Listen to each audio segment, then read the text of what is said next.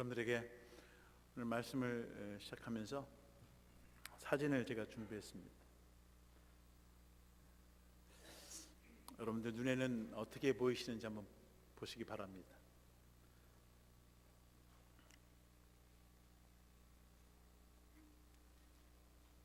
여러분, 그림을 보시면 아름다운 여인으로 보이십니까? 아니면 나이 많으신 한 노파가 보이십니까? 둘 다 보이십니까? 대단합니다. 아름다운 여인으로 먼저 보이시는 분, 나이 드신 노파로 이렇게 눈에 보이시는 분. 우리 일부 예배 때는 젊은 분들이 많이 보인다 그러는데, 젊은 여인으로. 그런데 우리 이부는 어르신들이 많아서 그런지 어르신들이 많이 보인다 그러네요. 자신의 관심에 따라서 다르게 보일 수 있고 또 둘 다 보일 수 있습니다. 또 다른 그림을 한번 보시죠. 하나는 개구리, 그죠? 하나는 말입니다. 개구리를 살짝 옆으로 돌려서 이렇게 한번 보시죠. 말을 살짝 돌려서 이렇게 보시죠. 개구리가 말로도 보이고 말이 개구리로 보입니다. 둘 다 보이세요? 아직도 하나밖에 안 보이세요? 하나밖에 안 보이시는 분,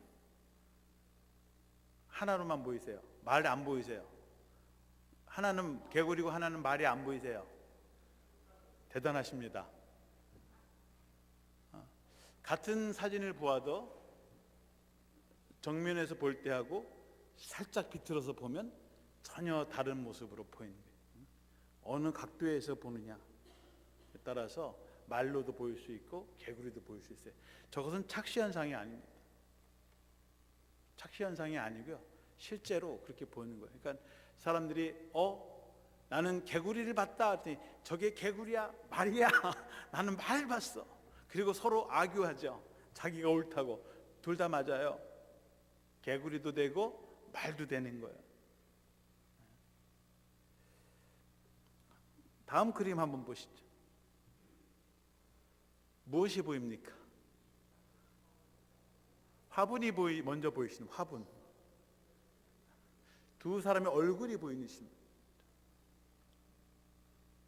밝은 면을 먼저 보시면 아주 정교하게 만든 귀한, 그죠? 아름다운 정원에 놓여 있는 화분처럼 아름다운 꽃을, 화초를 담을 수 있는 그릇으로 보여요. 근데 어두운 면을 보게 되면 두 사람이 지금 입이 쭉 나왔어요. 서로 으르렁거릴 기세로 보고 있습니다. 같은 사물을 봐도 밝은 면을 볼 것인가 어두운 면을 볼 것인가 전혀 다르게 보여지고 나타난다고 하는 것이죠. 둘 다 맞아요. 화분도 보이고 두 사람도 보입니다. 그런데 우리가 한쪽만 보게 되면 밝은 면이든 어두운 면이든 부정적이든 긍정적이든 어떤 면을 보면 전혀 다른 사물로 이해된다고 하는 것이죠. 저것은 착시현상이 아닙니다. 우리가 어떤 사물을 볼 때 그것은 그 사람이 가지고 있는 시각이죠. 그 사람이 가지고 있는 가치관이고, 그것은 하루아침에 만들어지는 것이 아니라 지금까지 어린 시절부터 살아온 자신의 삶의 경험들, 또 학문적인 지식들, 그런 것들이 나의 시각을 만들어주고, 그리고 그 시각을 가지고 사물을 보는 것입니다. 그래서 비춰져요. 그것이 잘못된 것은 아니에요. 문제는 그렇게 살아온 사람들이 보는 나의 시각과 그렇게 다른 삶의 환경 속에서 보는 사람의 시각이 전혀 다를 수 있다는 거예요. 근데 우리는 간혹 그렇게 얘기하죠. 내가 옳고 당신은 틀렸어라고 얘기한다고 하는 것입니다. 내가 옳아도 한번 저게 개구리인데 내 눈에는 저 사람이 저걸 말이라고 하네. 그러면 뒤집어서 그 사람의 입장에서 다시 한번 보면 이게 말로 보이네? 그러면 개구리도 볼 수 있고 말도 볼 수 있는 거예요. 근데 우린 그렇지 않죠. 저건 개구리야? 아니 말이야.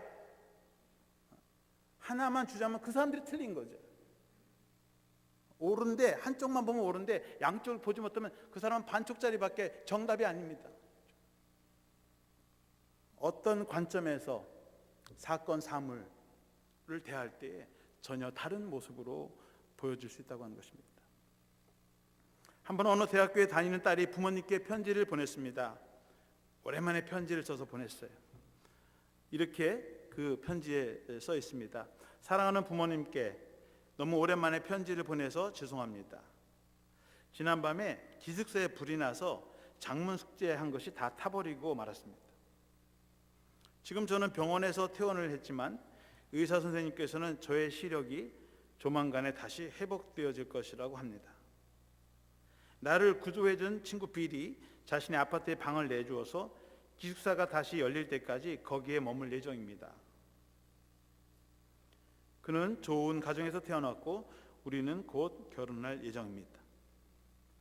아버지 어머님이 항상 손주를 원하셨기 때문에 다음 달에 아이를 출산할 예정입니다.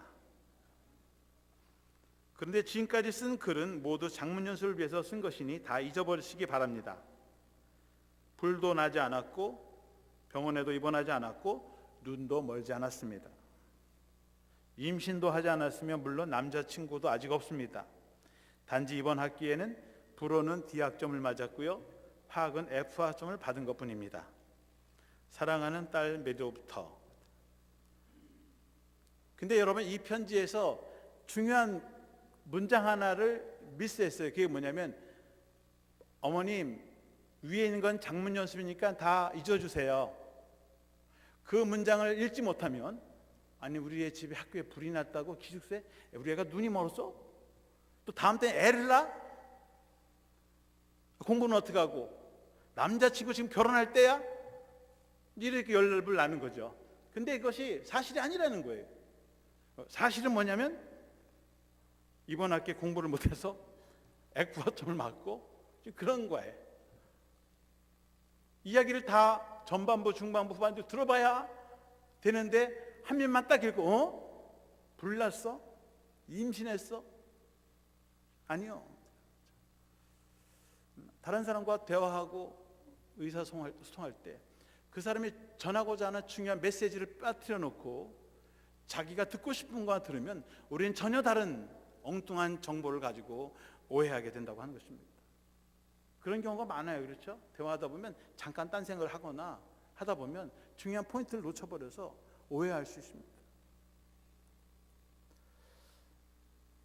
우리가 사건이나 사물을 바라볼 때 그것을 결정하는 것은 우리가 가지고 있는 어떤 선입견, 편견일 수도 있어요. 그러나 끝까지 들어보고 그리고 시각을 바라봐야 합니다. 요즘 주일마다 새 출발이라는 제목으로 말씀을 나누고 있습니다. 아브라함의 새 출발, 야곱의 새 출발, 오늘은 요셉의 새 출발이라는 제목으로 은혜를 나누고자 합니다.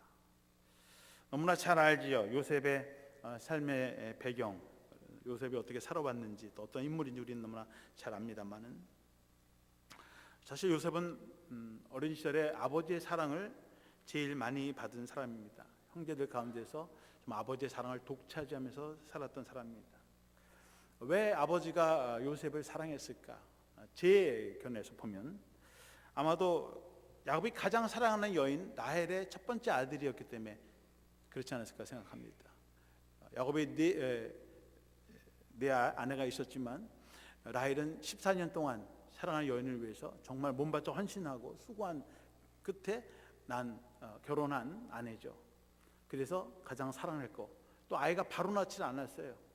다른 레아 언니 아들 낳고 그 몸종들 낳고, 그리고 마지막에 라헬이 아이를 뒤늦게 가졌습니다. 그리고 첫 번째 아들이 요셉이에요. 사랑하는 여인으로부터 낳은 아이. 그리고 두 번째 아이 베냐민을 낳을 때 사랑하는 라헬이 그만 산고로 죽었습니다. 어머니 손에서 자라야 할 요셉, 아직 엄마 얼굴도 채 기억하지 못하는, 그저 2-3살 된, 이제 겨우 걸음마를 시작할 때 어머니를 잃었고, 베냐민은 나면서부터 어머니를 잃은 그런 아이들이죠. 자기 큰어머니 레아의 손을 통해서, 혹은 작은어머니의 손을 통해서, 그리고 키움을 받아야 자라만 하는 그런 아이였습니다. 그런데 정말 레아나 큰어머니나 작은어머니들이 이 요셉과 베냐민을 정말 자기 친아이처럼 했다면 뭐 문제가 다르겠습니까? 그런데 사람이 그러지 않죠. 자기 뱃속으로 난 아이가 더 귀하게 여길 수밖에 없는 거죠. 또 라헬은 경쟁 상대죠. 형제들도 서로 경쟁 관계에 있는 그런 관계죠. 그런 관계 속에서 요셉과 베냐민은 그저 형식적인 돌봄을 큰어머니와 작은어머니에게 받았을 것이다라고 생각하는 것이죠. 그랬을 때 이 요셉과 베냐민, 어머니 없이 자란 이 두 아들의 몫은 어쩌면 야곱은 자신의 몫이라고 생각했을지 모를 것입니다. 그래서 그 어머니의 빈자리를 채워주기 위해서, 기죽지 않기 위해서 요셉과 베냐민을 더 관심을 가지고 돌봐지 않았을까 생각합니다. 창세기 37장 3절에는 이렇게 기록하고 있습니다. 요셉은 노년에 얻은 아들이므로 이스라엘의 여러 아들보다 그를 더 사랑함으로 그를 위하여 채색 옷을 지었더니. 또 요셉은 노년에 야곱의 맨 마지막에 난 두 아들인데 늦게 난 아들이니까 더 귀하게 여길 수도 있을 것입니다. 성경 기자는 그렇게 기록하고 있습니다. 그런데 이 아버지는 어떤 이유든지 야곱은 이 요셉을 더 사랑하고 채색 옷도 입히고 좋은 옷도 입히고 그렇게 키운 것입니다. 그럼 옛날에 형제들이 많아요. 형제들이 많으면요 옷을 다 물려 있습니다. 저는 위에가 누나기 때문에 옷을 물려 입진 않았어요. 늘 새 옷을 입었는데 고등학교 가니까 새 옷을 입고 그 다음에 고3쯤 되면 옷이 작으니까 교회 형들한테 이렇게 졸업하는 형들을 입어서 고3 때는 형들이 물려주는 옷을 입죠. 10형제가 있으면요 큰 형들이 있다가 남은 거 그 다음 애들이 물려 있고 그 다음에 하면 또 물려 있고 말이죠. 저는 옷은 안 물려 입었는데 그 크레파스 같은 거 누나가 학교에서 공부하고 다 몽땅이 나오면 그거 가지고 그림을 했던 기억이 나요. 어머니한테 어머니 왜 나는 맨날 새 크레용이 아니라 맨날 언니가 누나가 쓰던 크레용으로 나는 공부를 해야 돼? 그렇게 얘기한 적이 있습니다. 10번째 11번째 아이들 한 번도 새 옷 새신 입을 수 없는 그런 아이에 야곱은 그들에게 새 옷을 입혀주고 기죽지 않고 길을 살려주기 위해서 그렇게 돌본 것이죠. 그런데 형제들이 볼 때는 아니 우리는 형들이 물려받고 있는데 특히 5번째, 6, 7, 8번째 애들은 더 화가 났을 거예요. 왜? 아니 우리도 옷이 없는데 우리는 왜 형들 옷을 물려받고 얘는 맨날 왜 새 옷이요? 왜 우리를 편애하는 거예요? 아버지의 그 마음, 그 잃어버린 어머니에 대한 그 빈자리를 채우기 위해서 그 아이에게 더 사랑했던 그 아버지의 순수한 사랑은 형들이 볼 때는 변질돼서 우리를 편애하는구나, 우리를 미워하는구나, 저 작은 어머니 라헬만 좋아하고 그 애들만 챙기는구나, 우리는 찬밥이에요. 그렇게 생각했을지도 모릅니다. 형들이 작당을 합니다. 안 되겠다, 죄를 없애버려야 되겠다. 그래야 우리가 아버지의 사랑도 받고 우리가 좀 평안해지겠단 말이죠. 형들의 요셉을 팔았습니다. 요셉은 정말 이유도 없이 원인도 모른 채 먼 애국 땅으로 노예로 팔려가서 종살이를 살았습니다. 우리가 말하는 소위 산전수전 다 겪고 그리고 하나님의 도우심으로 하나님의 지혜로 한나라의 국무총리가 되었습니다. 하루아침에 총리가 된 요셉은 새 출발할 수 있었습니다. 앞으로 풍년이 7년이 동안 풍년이 될 텐데 이 7년 동안 잘 곡식을 거두어서 다가오는 흉년 7년 동안의 흉년을 대비해야 되겠다. 그리고 준비했을 것입니다. 바로의 딸과도 공주와 결혼했습니다. 그리고 한나라의 국무총리가 되었습니다. 애굽 지역에 기근이 들었습니다. 그런데 애굽 땅만이 아니라 중동 지역에 전역에 흉년이 찾아왔습니다. 애굽 땅, 중동 지역 그리고 요셉의 고향인 가나안 땅에도 큰 지진, 큰 기근과 가뭄이 들었습니다.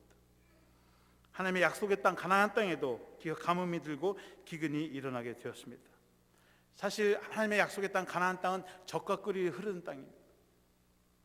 그 땅에는 기근이 들어서는 안 되는 땅입니다. 흉년 절대로 나면 안 되는 땅입니다. 그것은 먹을 물이 풍성하고 젖이 흐르고 꿀이 흐르는 그런 풍요로운 땅이어야 되는 거예요. 그들이 살 때부터 그리고 죽을 때까지. 그런데 예기치 않는 기근과 가뭄이 들었습니다. 왜 하나님의 약속의 땅에 기근과 가뭄이 들었을까요? 왜 이 약속의 땅, 축복의 땅에 왜 저주가 임하고 재앙이 임했을까요? 간단합니다. 하나님께서 요셉과 그의 형제들을 만나기 위해서. 그래서 때로 우리의 새 출발은 새로운 도전과 함께 위기와 함께 찾아옵니다. 때로는 고난의 모습, 고통의 모습을 가지고 우리에게 찾아올 수 있습니다. 42장, 창세기 42장 1장 앞에 가보시면 이렇게 기록되어 있습니다. 그때 야곱이 애굽에 곡식이 있음을 보고 아들들에게 이르되 너희는 어찌하여 서로 바라만 보고 있느냐. 가나안 땅에도 기근이 들었어요. 1년, 2년 비가 오지 않습니다. 먹을 곡식들이 다 떨어져 버렸습니다.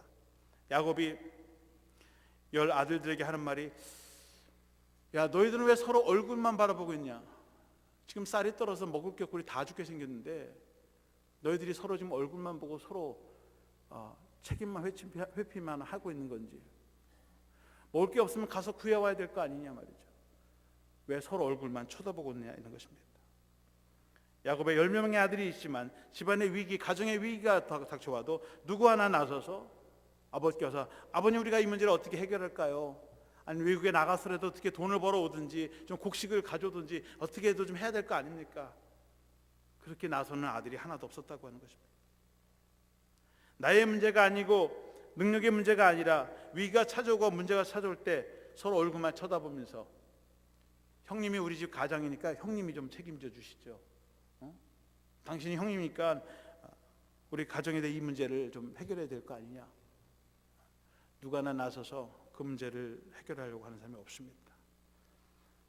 자신의 동생 요셉을 제거할 때는 제일 앞장섰던 형제들이 가정의 위기 시련 앞에서는 서로 얼굴만 쳐다보면서 뒷걸음질만 하고 있는 그런 형편에 처해 있는 것입니다. 하나님께서 가나안 땅에 근이 들게 하시고 가뭄이 들게 하시는 그 이유를 알았다면 그들은 애굽 땅으로 갔을 것입니다. 왜? 거기는 그의 동생 요셉이 있으니까.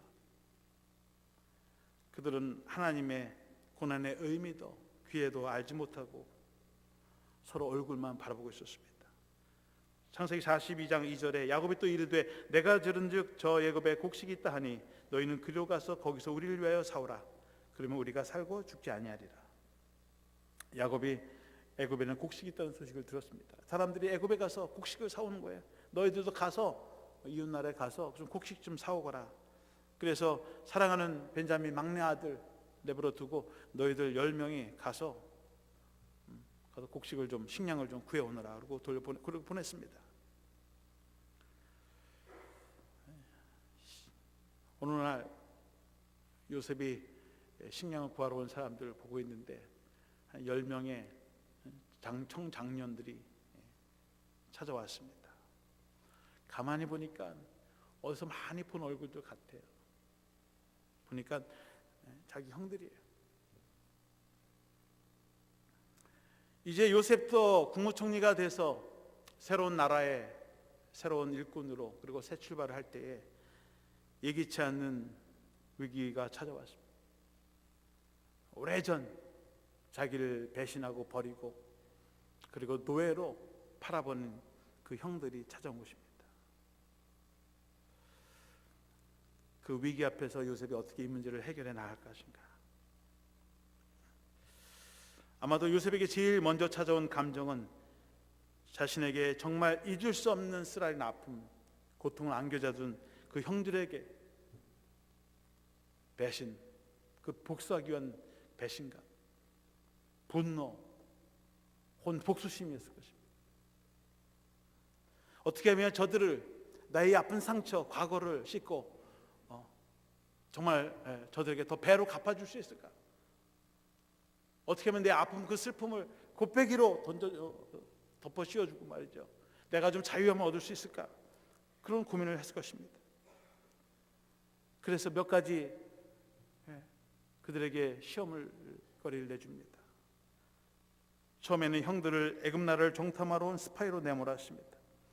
그들은 그저 먹을 것이 필요해서 찾아왔는데 요셉은 그들을 스파이다, 저들은 이 나라를 정탐하러 온 스파이다, 그러니 당장 데려다가 조사해라. 그래서 CIA 중앙정보부 소위 남영동 보냈습니다. 여러분, 간첩들을 어떻게 조사합니까? 그냥 좋게 얘기합니까? 아니요. 실토할 때까지 고문을 하죠. 때리고 전기고문, 물고문, 있는 수단과 방법을 가리지 않고 사실대로 얘기해라. 나도 어둡고 캄캄한 감옥 속에서 죽을 뻔한 고비를 당겼는데 너희들도 한번 그런 감옥 속에 들어가서 한번 처절하게 고통을 당해봐라. 죄인이 아닌데도 불구하고 죄인이라는 취급을 당하면서 어둡고 캄캄한 감옥 속에서 너희들도 한번 더 몇 배나 더한 고통을 당해봐라. 그러니까 뭐 실토하겠어요? 스파이가 아닌데 죽어라고 아니라고 얘기하겠죠. 그래도 풀어주죠. 그래, 너희들은 스파이가 아닌가 보다. 그리고 공물을 내어줍니다. 그리고 이번에는 베냐민 안장에다가 말이죠, 은잔을 숨겨둡니다. 그리고 사람을 보내서 너희들이 나의 귀하게 여기는 은잔을 숨겨간 도둑놈들이 아니냐, 찾아라. 몸수색을 해보니까 베냐민의 안장에서 나오는 거죠. 베냐민의 안장이 아니죠. 죄송합니다. 다른 형제들의 안장에서 나오는 거예요. 그래서 멀쩡한 사람을 도둑놈으로 모는 것이죠. 봐라, 증거가 나왔다. 여러분, 상처받은 감정, 상처가 아물지 않는 그런 감정, 상처나 아픔이 있으면요, 다른 사람들에게 상처를 줍니다. 나도 아프고 나도 당했으니까 당신도 당해라는 거예요. 네가 스파이가 아니지만 네가 좀 스파이가 좀 되어줘야 됐다는 거죠. 나를 위해서. 그래야 좀 내 마음이 편하고 내가 좀 좌우를 수 있고 내가 좀 기분이 좀 좋아질 수 있을 것 같아. 너는 도둑놈이 아닌데 나를 위해서 좀 도둑놈이 되어줘야 되겠다. 그래서 매도 좀 맞고 고통도 좀 당해야 되겠다. 자신의 아픔, 상처가 아물지 않으면 나를 위해서 다른 사람들을 그렇게 만드는 거예요. 자신의 아픔, 상처가 치유되지 않으면 결국 다른 사람들에게 아픔과 상처를 주는 사람으로 되어집니다. 그렇게 하면 요셉이 마음이 편해지고 이제까지 품었던 그 분노가 다 사라질 것 같은데, 그런데 여전히 그의 마음에는 평안함이 없어요. 기쁨이 없어요. 자유함이 없습니다. 그 방법 가지고 되는 게 아니잖아요. 요셉은 형들을 용서할 것인가 아니면 복수할 것인가, 둘 중에 하나를 선택해야만 했을 것입니다. 여러분, 새로운 출발은 자신의 아픈 과거 상처를 인정하는 것입니다. 그냥 덮고 사는 게 아니라, 잊고 사는 게 아니라 자신이 어떤 아픔을 가지고 어떤 상처가 있는지를 그대로 받아들이고 인정하는 것입니다. 오늘 1절 말씀해 보면 요셉이 시종하는 자들 앞에서 그 정을 억제하지 못하고 소리질러 모든 사람을 자기에게서 물러가라 하고 그 형제들에게 자기를 알리니 그때 그와 함께한 다른 사람이 없더라. 요셉이 시종하는 사람들을 앞에서 그 정을 억제하지 못하고 소리를 질렀어. 다 나가라.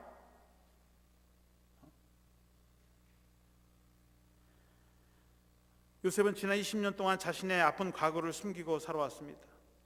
참고 억누르고, 그리고 자신의 깊은 곳 한 구석방에다 그것을 집어넣고 문을 딱 닫아놓았어요. 그래서 아무 일 없었던 거죠. 그런데 그 아픈 상처를 숨긴다고 해서 치유되는 것이 아닙니다.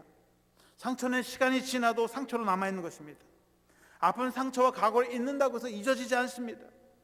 가슴속 깊이, 뼛속 깊이 받은 상처는 쉽게 아물지도 않고 쉽게 잊혀지지도 않습니다.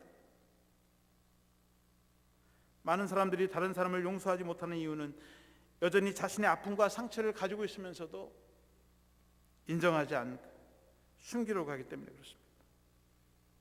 다른 사람을 용서하기 위한 첫 발걸음은 자신이 상처를 받았다는 것을 스스로 인정하는 것입니다. 그런 자신을 인정하고 받아들여야 합니다. 과연 나는 어떠한 아픔과 상처를 가지고 살아가고 있는가? 자신이 상처를 받았는지 안 받았는지, 있는지 없는지를 점검하는 몇 가지 질문들이 있습니다. 제가 질문을 드릴 텐데 한번 여러분 속으로 한번 생각해 보세요. 대답해 보시기 바랍니다. 첫 번째, 사람들이 당신의 의견에 동의하지 않을 때 불쾌감을 느낍니까? 다른 사람들이 내 의견에 동의하지 않을 때, 맞장구 쳐주지 않을 때 불쾌감을 느낍니까? 안에 있다면 상처가 있는 거예요. 나의 생각은 옳고 다른 사람의 생각은 옳지 않다고 생각하십니까? 어떤 이야기를 할 때 늘 나는 옳고 저 사람은 틀렸다라고 생각하는 식의 이야기가 나오는 거예요. 그 사람은 마음속에 어떤 상처가 있는 것입니다. 나도 옳고 다른 사람도 옳을 수 있다라고 생각해야 되는데 나는 옳고 당신 틀렸어 라고 이야기하면 그 사람 마음속에 깊은 상처가 있다고 하는 것입니다. 다른 사람에게 비판적입니까? 아니면 관용적입니까? 다른 사람들의 의견에 대해서 비판적으로 대하십니까? 아니면 긍정적으로 받아줍니까? 비판적으로 대답하는 분이 있다면 그 안에 상처가 있는 것입니다. 다른 사람과 대화가 부족합니까? 다른 사람과 대화하기가 어렵습니까? 친구가 없습니까? 다른 사람과 대화하는 것이 부담스럽습니까? 상처가 있기 때문에 그렇습니다. 다른 사람에게 부담이 되는 질문을 해서 곤란하게 만드십니까? 질문할 때도 할 수 있는 질문이 있고 없는데 이런 질문을 하면 굉장히 부담스러운데 그런 질문을 서슴지 않고 질문을 해서 다른 사람을 당혹하게 만들고 곤란하게 만드는 거예요. 상처가 있어요. 대화가 논쟁으로 바뀌는 경향이 있습니까? 처음엔 대화가 잘 진행이 되는데 나중에는 항상 논쟁으로 끝나요. 좋게 시작했다 항상 등을 돌리고 떠납니다. 한 번도 좋게 끝나는 경향이 없습니다. 그 사람 마음속에 상처가 있기 때문에 그렇습니다. 대화를 하면 서로가 가까워야 되는데 대화만 할수록 점점 멀어져. 그래서 정말 가까이 하기에 너무나 먼 당신이 되는 거예요. UPS 유난히 피곤한 사람, 당신 UPS야. 만나면 힘들어요. 그리고 에너지를 뺏어갑니다. 다른 사람과 대화를 나눌 때 실망감, 배신감, 혹은 무시당하는 느낌을 받습니까? 다른 사람이 그렇게 하지 않는데 내 스스로가 느끼는 거야. 실망이 되고 배신감을 느끼게 되고 무시당하는 느낌을 받는 거야. 쉽게 상처를 받고. 마지막 8번째, 이런 질문들에 대해서 방어적이나 거부감을 느끼십니까? 안우배 목사님이 오늘 설교단에 왜 저런 질문을 해? 굉장히 곤란하게. 그런 마음이 생기면 그건 더 심각한 분이에요. 그런 얘기조차도 하지 말라는 거죠. 너무 아프니까. 이런 감정들이 있다면 그 사람은 상처를 가지고 살아가는 사람들입니다. 아마 대부분의 우리들은 이 질문을 하는 저도, 여러분들의 곤란한 질문을 전하는 저에게도 상처가 있어요. 그렇죠? 그렇다면 나에게는 어떠한 상처가 있는가를 들여다보아야 합니다. 자신의 아픔과 상처를 인식하지 못하면 치유되기가 어렵습니다. 여러분, 몸이 안 좋아요. 그래서 의사 선생님 찾아갑니다. 원인을 찾아내야 돼요. 그래야 약을 주든 뭐가 되든 원인을 찾지 못하면 치료할 수가 없어요. 우리 내면의 상처도 마찬가지입니다. 상처가 있는데 그 상처의 정체가 뭔지를 알아야 돼요. 근데 우리는 그냥 참고 살자. 나 한 사람 참으면 되지. 아니요. 몸이 아픈데 참는다고 해서 해결됩니까? 병이 더 커지는 거예요. 나중에 더 큰 병이 돼서 더 큰 손이 미쳐야 되는 것입니다. 아픔과 상처는 겉으로 표출해야 합니다. 안 아픈 척, 괜찮은 척, 너그러운 척, 점잖은 척. 그러면서 속은 문드러지고 터지는 거예요. 건강하지 못한 것입니다. 아프면 아프다고 소리를 질러야 합니다. 요셉은 자신의 감정을 억제하지 못하고 소리를 질렀다. 소리를 질러야 돼. 산에 가서 소리를 지르든 약간 소리를 질러야 돼. 자기의 그런 분노를 포출해야 됩니다. 그런데 교회에서는 소리 지르지 마시기 바랍니다. 정 소리를 지르고 싶으면 제 방에 와서 저한테 소리를 지르세요. 자신의 감정을 억제하고 통제하는 것만이 장책이 아닙니다. 아플 때는 아프다고, 슬플 때는 슬프다고 괴로울 땐 괴롭다고 그 마음을, 감정을 표출해야 돼요. 그래서 다 씻어내야 합니다. 그래야만 치유될 수 있습니다. 감추면 감출수록 병이 되고 상처가 되고, 그 상처는 또 다른 상처가 되어서 다른 사람들을 더 아프게 만들고 상처를 줍니다. 다른 사람이 아프다고 소리내 울 때는 절제시킬 것이 아니고 통제할 것이 아니라 그냥 소리 지르도록 내버려둬야 돼요. 아파도 아프다는 얘기를 하지 못하고 남이 아파도 참으라고 하고 절제하라고 하는 것은 좋은 치유 방법이 아닙니다. 오히려 들어줘야 되고요. 그 사람 편에서 받아줘야 합니다. 오늘 2절 말씀에 요셉이 큰 소리로 우니 애굽 사람들에게 들리며 바로의 궁중에 들리더라. 요셉이 큰 소리를 지른 것만이 아니라 큰 소리로 울었다고 했습니다. 얼마나 울었는지 옆에 있는 바로의 궁중에까지 들렸다고 합니다. 그러니까 동네 사람들이 다 들은 거예요. 요셉의 울음은 형들을 만난 기쁨의 눈물이 아니었습니다. 형들을 향한 분노의 울음도 아니었습니다. 그동안 참고 억누르고 살아왔던 그 감정들이 한순간에 표출이 되면서 그것이 대성통곡으로 과거의 자기 아픈 상처들, 서러움들 한 번에 다 쏟아내는 것입니다. 애굽의 국무총리로서 울은 것이 아니죠. 신하들은 다 내보냈어. 그리고 형들은 앞에서 우는 거예요. 그것은 한 인간의 요셉으로서, 상처받은 요셉으로서 형들 앞에서 울어내는 그런 울음입니다. 다른 사람이 아파서 울 때 우리가 할 수 있는 것은 그 사람의 아픔의 소리를, 울음을 들어주는 것입니다. 할 수 있다면 함께 아파하고 마음으로 함께 울어주는 것입니다. 함께 아파하고 함께 울어줄 때 그의 아픔과 상처가 치유되는 것입니다. 새 출발은 우리의 아픔, 상처를 알고 그 상처를 드러내는 것입니다. 안 아프다, 괜찮다, 괜찮아, 그게 아닙니다. 나 아프다, 나 힘들다, 괴롭다 말이죠. 그것을 듣는 사람들은 그래, 받아주는 거예요. 그렇게 될 때에 치유가 시작이 되는 것입니다. 요셉이 새로운 출발하기 위해서 그가 갖게 된 것은, 그리고 나서 자신의 시각으로 보는 것이 아니라 하나님의 시각으로 바꾸는 거예요. 5절 말씀에 보면 당신들이 나를 이곳에 팔았다고 해서 근심하지 마소서, 한탄하지 마소서. 하나님이 생명을 구원하시려고 나를 당신들보다 먼저 보내셨나이다. 다른 사람들을 용서한다고 하는 것이 그냥 과거 사실을 묻어주고 그냥 잊어버린다고 해결되는 게 아니고 덮어준다고 해서만 해결되는 것이 아닙니다. 요셉은 당신들이 나를 이곳에 팔았다고 이야기하고 있습니다. 그 문제의 핵심을 이야기하고 있어요. 형들에게 이야기하고 있습니다. 당신들이 나를 팔아서 내가 이곳까지 왔다는 거예요. 그런데 그렇다고 해서 근심하지 마시고 한탄하지 마시고 자책하지 마십시오.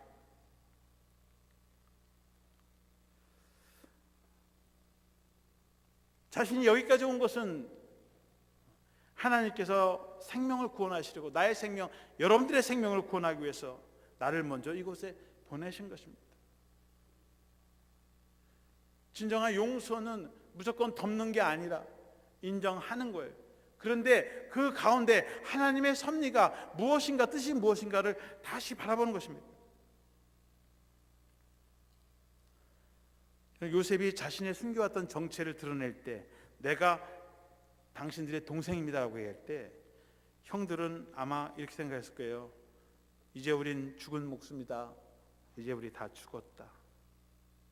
자기 아우를 외국 상인에게 노예로 팔았어.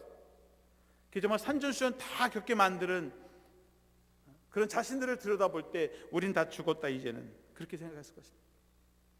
그러니까 근심하는 거죠. 걱정하는 거죠. 이제 우리 다 죽었다, 한탄하는 거죠. 왜 우리가 그런 잘못을 했을까? 출애굽기 21장 16절에 보면 사람을 납치한 자가 그 사람을 팔았든지 자기 소화에 두었든지 그를 반드시 죽일지니라. 모세의 십계명과 율례는 하루아침에 만들어진 것이 아닙니다. 이스라엘의 오랜 전통과 조상들의 그 역사 속에서 경험한 것들을 가지고 그리고 완성된 것이 십계명이고 그리고 율례입니다. 특별히 하나님의 이 율법, 모세의 율법에는 사람인의 인권이나 생명에 관해서는 매우 단호한 처벌을 내립니다. 사람을 납치하거나 팔았든지 자기의 수었든지 상관없이 인신매매모들은 사형에 처하는 거예요. 왜냐하면 생명은, 사람의 인권은 하나님의 소관에 있다는 거죠. 모세의 율법에 의하면 요셉은 사람을 납치하고 그리고 팔아버린 이 형들을 죽여도 하나님의 율법에는 눈에는 눈, 이에는 이, 생명에는 생명으로 갚으라고는 그 율법을 가지고도 아무런 문제가 없습니다. 그런데 자신을 노예로 팔아버린 이 배신한 형들에게 요셉은 용서라고 하는 사랑의 법으로 돌려주었습니다. 세상 법으로 따지자면 죽어도 마땅하고, 요셉이 법이에요. 지금 애굽의 법도 마찬가지겠죠. 도둑놈으로 몰든지 스파이로 몰든지 어떤 식으로든지 해서 얼마든지 죽일 수 있습니다. 복수할 수 있어요. 하나님 앞에서 복수는 허락된 것입니다. 모세의 율법에 의하면. 그런데 요셉이 선택한 것은 무조건적인 용서라는 거예요. 형들이 잘못했다고 빌지도 않았어요. 그들이 비는 것과 상관없이 내 편에서 일방적으로 너희들은 특별 사면이다, 특별 사면을 해준 것입니다. 이 용서는 아우가 형을 사랑하는 인간적인 사랑, 형제에서 오는 사랑이 아닙니다. 여러분, 형제 간에도 원수가 되면 용서하지 못합니다. 서로 싸우고 죽입니다. 우리가 지난번 에서와 야곱 들었죠. 자기를 배신한 아버지의 축복권을 뺏어간 야곱이 온다, 그 얘기를 듣고 에서는 400명을 동원해서 야곱을 죽이려고 오는 거예요. 형제 간에도 재물을 위해서, 목적을 위해서 수단과 방법을 가지하는 것이 세상의 이치입니다. 요셉의 용서는 인간적인, 형제에서 오는 그런 형제의 인간적인 사랑이 아닙니다. 부모와 자식 간에도 그렇지요. 자신을 학대한 부모가 있다면 그 부모를 용서하는 건 쉽지 않습니다. 저희가 찾아가는 감옥에도 자신을 학대한 아버지를 살해한 사람이 있습니다. 얼마나 그 아픔, 상처가 깊었으면 자기 아버지를 살해합니까?